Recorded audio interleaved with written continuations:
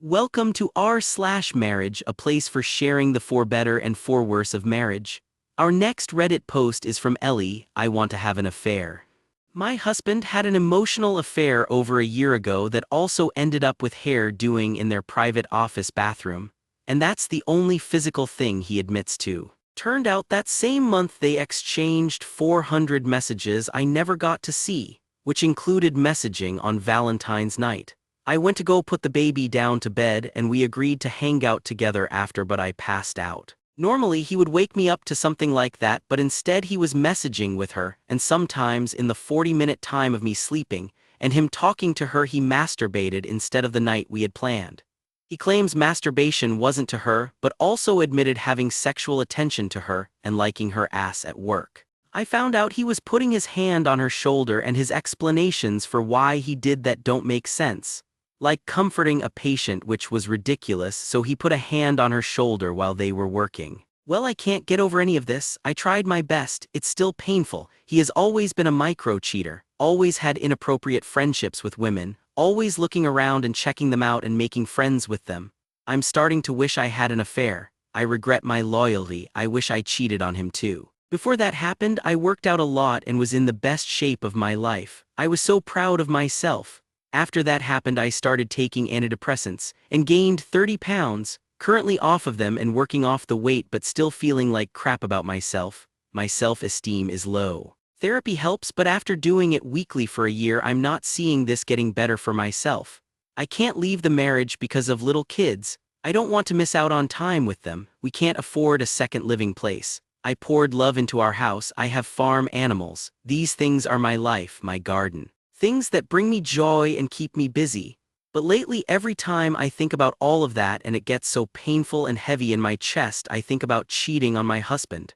I don't have anyone in mind. I've never slept with strangers. I don't know much outside of my husband, and I met him young. But for some reason, I keep thinking about going and sleeping with someone random. Someone that would make him feel insecure like the women he chose. I watch him throw around his calm, relaxed, "Sorry, it will never happen again.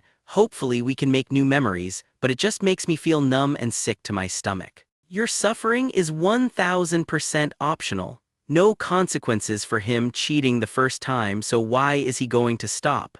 He knows you're not leaving, which is why he continues to walk you like a dog. The next Reddit post is from Lily. Should I be this upset? My husband and I were asked to go to a combined bachelor/bachelorette trip for 6 days in a different state, 6 hours away from a Thursday to a Tuesday. I thought that was a lot to ask for. We said we might not be able to go because I am currently 3 months postpartum and we have 2 boys under 2 now, a 3-month-old and a very active 22-month-old. Well, my husband decided to go without me despite me saying I don't want him to go. I was left with both kids. His parents do come to help me with the kids, but my maternity leave is ending and I have to go back to work on Monday, another reason I couldn't really go on the trip. My husband said he would come back early from the trip on Sunday so he can watch the kids Monday. I didn't really like the idea because I didn't want to go into work, at an extremely emotionally taxing job, for the first day after maternity leave, already stressed and tired from being alone with 2 under 2 for 4 days. I have to be in a good headspace going into work as I work in mental health care. After Thursday and Friday, I didn't get much sleep and felt exhausted after being up with both kids throughout the night. Additionally, I have been very upset and grieving due to my mother being placed on hospice this week. Mentally, I've been so tired and sad, which makes everything seem difficult. Saturday, I asked my husband to come home early by texting him around 8 a.m. He proceeded to ignore my question of whether he was coming home all day until 5 p.m. when he finally called and asked what's wrong. He then argued that I'll be fine going back to work. He can't help that my mom's in hospice and I should relax with the kids until he is home Sunday.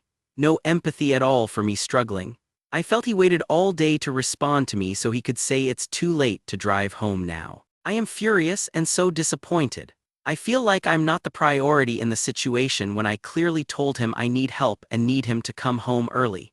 He makes the argument that he needs time away and be with friends, but I don't get that privilege. I wouldn't even think to leave him alone with the kids for any longer than a day. I feel like your wife should obviously come first over a friend's bachelor party. Am I in the wrong for being so upset? This is insane. Leaving you at 3 months postpartum with a toddler for that long is bad enough. But add on the fact that you are dealing with the emotions of returning to work plus your mom is in hospice is despicable. He should be at home looking after the kids so you can focus on your mom and also preparing yourself for returning to work. I would seriously be reconsidering my relationship if this happened to me. The next Reddit post is from Cole. My wife is threatening to leave me if I don't join the military. My wife and I have been together for 7 years, got married back in April. I've been struggling looking for a career for some time now and I want to go into the trades. I used to have a job installing motorized awnings on people's homes, but unfortunately the company went out of business and I was out of a job pretty quickly. At the time we had just moved into a rental home and I needed to get a job quickly to help pay the bills.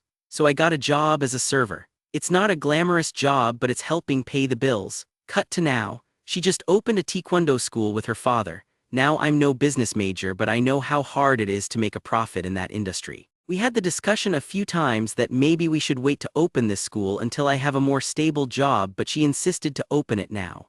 When asked how she's going to supplement her side of our income, she said she would DoorDash, do Care Now or get a part-time job to pay her half of the bills while she works on the business on the side. Her father is convinced that he's made a foolproof business plan to where she'd be making profit in a few months. So far there hasn't been any profit and I was told that now I have to pay for all of our bills. She hasn't done DoorDash or Care Now at all. I have. A few weeks ago she brings up the military. I genuinely gave it some thought. She asked her dad, who was a veteran in the South African military, to go to the recruiting office with me. I asked my questions and gave it some genuine thought, went to the Air Force as well. After it was over he tells me if I was you I would have signed up right then. But in my gut I just had the feeling that it wasn't for me. I wanted to go to trade school. I tell my wife I'm thinking of going to trade school. She says who's going to pay for it? I said my parents said they would loan me the money. She responds with, your parents can't fund your life, while simultaneously forgetting the fact her father is funding the entire gym for her. She hit me today with an ultimatum saying join the service or I'm out. Help. Don, you want to join the military because someone gave you an ultimatum. Do you want to be in a relationship based on threats of leaving? Leave. That was our best of Redditor updates. And if you like this content, check out my podcast where I publish the exact same episodes. Also hit that subscribe button because I put out new Reddit videos every single